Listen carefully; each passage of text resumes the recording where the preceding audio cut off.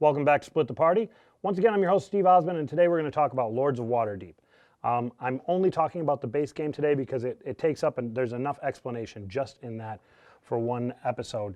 I really love this game.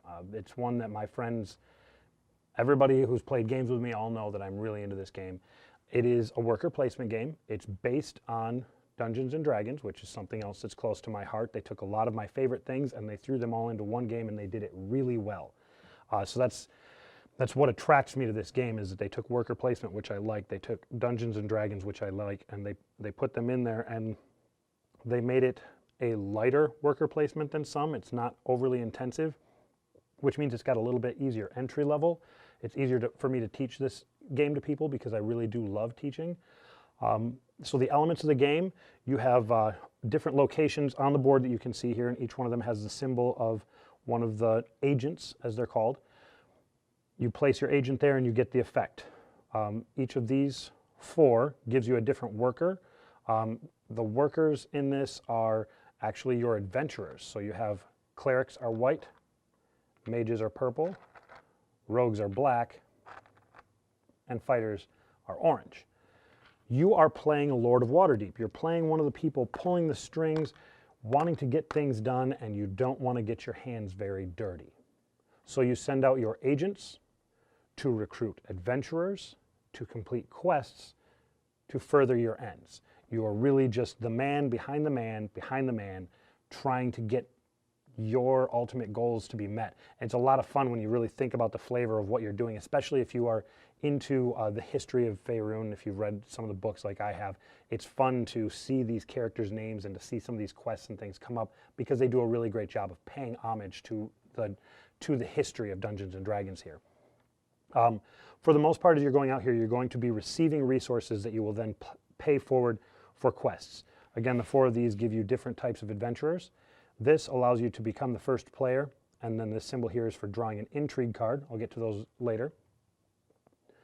The Aurora's Realms shop gives you money. Money is important for some characters. Sometimes you'll be able to get through it without having a lot. You're always going to need a little bit, though. The Builder's Hall, you'll always have 3 buildings up here. You can choose which one you would like to build when you place your guy here. Pay the amount in the top left corner, and then place it on any of these city spaces here. You'll then place a token in the corner denoting that that's your building. When someone goes to the building, they will get the effect in the large block here, and then you will get the owner's effect. So if I owned this, whoever placed their guy here would get 2 rogues and 2 coin. I would get 1 rogue. If I place my guy there, I don't get the owner bonus. I'm not paying myself for the right to use my materials. I just get the normal bonus here. So then you would place this out here, put your token on it, immediately fill it with another building. Each round, you'll have 3 tokens here, 3 gems that represent experience points. And at the beginning of the round, you'll take those 3 and place 1 each on each of the buildings, so that a building that has sat longer, that has been unwanted for a while, becomes worth more experience points. So you may end up going for a while and realizing, oh, that building that I didn't really want, it looked kind of useless. It's worth 8 experience points. That's almost as much as, that's as much as a lot of these quests. I'm going to go ahead and buy that. So the buildings become more valuable, and as the game goes on, you're looking at different buildings more than you would be normally. Each of the Lords of Waterdeep will have a different goal. For instance, this one says that at the end of the game, for each piety or warfare quest that you complete, you'll get 4 extra experience points. Now, those are at the tops of the quests here. There are combination lords for all the different combinations of quests. There's also one that wants you to build buildings. You get bonus experience points for every building that you own. So you have your lord, and it's hidden face down in front of you. You're the only person who knows what your personal goals are. Everybody can see what quests you're taking, because when you take a quest, it remains face up in front of you. But they don't know what your goals are. Maybe I'm just taking this Arcana quest because it's pretty easy to complete. It requires one cleric and 2 mages. Maybe I'm taking it because I get a bonus off of Arcana. Who knows? So they don't know exactly what you're looking for, but they can kind of still try and thwart you. Now, the cards in the game, you've got your quest cards. There are Warfare, Arcana, Skullduggery, Commerce, and Piety. To get a quest card, you start out with 2. and then you can place at the Cliffwatch Inn. You've got 3 different choices. 1, if you go here, you gain 1 of the quest cards that are face up here and 2 coin. If you place here, you get 1 of the face up quest cards and an Intrigue card. If you place here, this is the I don't love these space. You just get rid of these, deal out 4 new quest cards, and you take 1 of those. You are, limited to those last 4. You have to take 1 of those 4. But it allows you to get the quests that you're going to need to gain your experience points. Intrigue cards, these are the hidden aspect, the abilities that you can take that nobody else can see. For instance, simple wares. Assign 1 of your unused agents to a building in Builder's Hall. You immediately use the effect of that building as though you controlled it. So I would go to Waterdeep Harbor, which is the only place on the board for the main game that allows you to play an Intrigue card. I would go to Waterdeep Harbor, play this card, and then I can take 1 of my unused agents and place them on any of these 3 buildings and use their space, use their effect.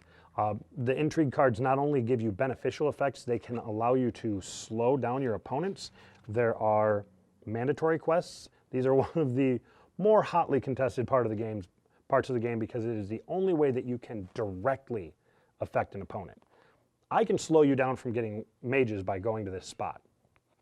Or I can put a mandatory quest on you.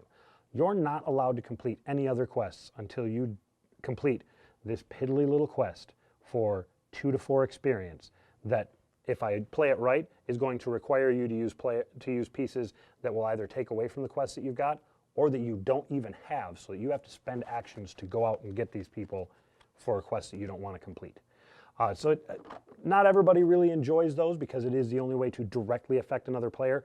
I kind of like the fact that they're in there as long as they don't become the absolute overarching controlling aspect of the whole game, which they can become sometimes. So you've got your Intrigue cards, you've got your quest cards, you've got all the different locations on the board. As the buildings are coming up, you're going to have more options. You'll have this one here, so now we can get rogues and money. You've got this one here, which means you can put any 2 that you want back to get any 3 of the adventurers.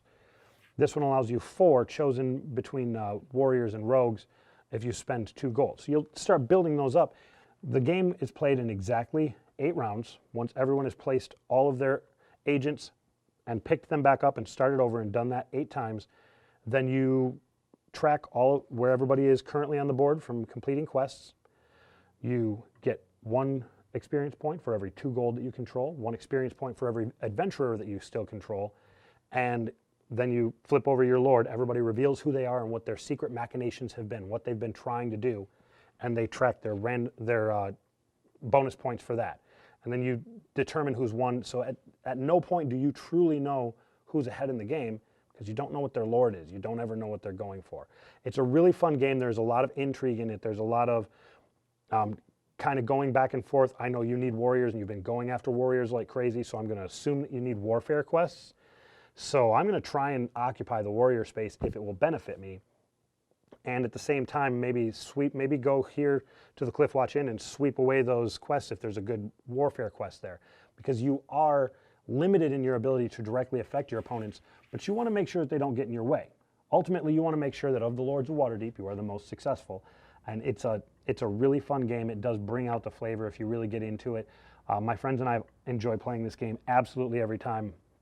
And I will, in one of our upcoming videos, cover the expansion for it, which adds in more powerful abilities, but they come with a corruption token. And corruption can be negative victory points if you stack up too many of them. That adds a whole new level to the game and actually changes the game a good amount as far as just the strategies that you use. But even the base game, I think, is something that everybody would benefit from and would really enjoy having in their collection.